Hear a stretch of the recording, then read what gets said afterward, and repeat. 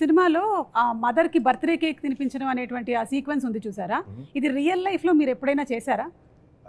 Real లైఫ్లో అంటే నాకు ఆల్మోస్ట్ నాకు 11 ఇయర్స్ వచ్చేంత వరకు 11-12 ఇయర్స్ వచ్చేంత వరకు మా అమ్మగారికి పుట్టినరోజు తెలియదు నాకు నిజంగా. అంటే ఆవిడకి తెలియదు.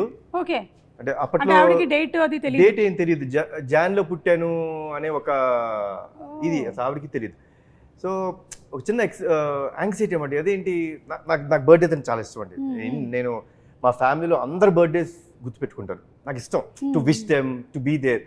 It's celebration because that's a birth.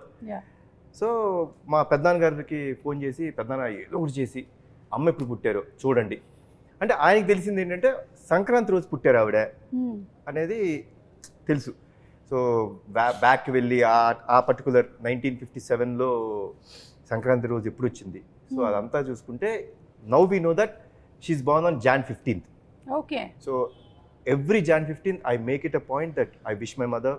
Cake cut చేసి ఆవిడకి బేసిక్గా ఇష్టం ఉండదు అవన్నీ, అయినా సరే I make it a point that I wish her, I be there for. ఆ రోజు నేను జనరల్గా ఎక్కడికి వెళ్ళినా ఆవిడతోనే ఉంటాను, షూటింగ్స్ చేయను.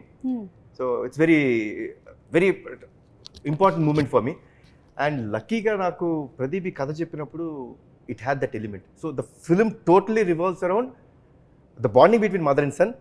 బట్ ఆ బర్త్డేకి హీరో ఎంత వాల్యూ ఇస్తాడు అంటే అంటే ఏం లేదండి. See my simple fund of life is అమ్మ లేనిదే మనం లేవు. ఆవిడ మనకి జన్మనిచ్చిన రోజు మన బర్త్డే గుర్తుపెట్టుకుంటాం కదా, మనకి జన్మనివ్వడానికి కారణమైన వాళ్ళ బర్త్డే గుర్తుపెట్టుకోవాలనేది నా స్ట్రాంగ్ నమ్మకం. So it revolves around that. It's very close to my heart. I said okay for this film. ఒక కండిషన్ పెట్టాను, విజయశాంతి గారు చేయకపోతే నేను ఈ సినిమా చేయను అన్న. మనోడు షాకు. సార్ అన్నాడు.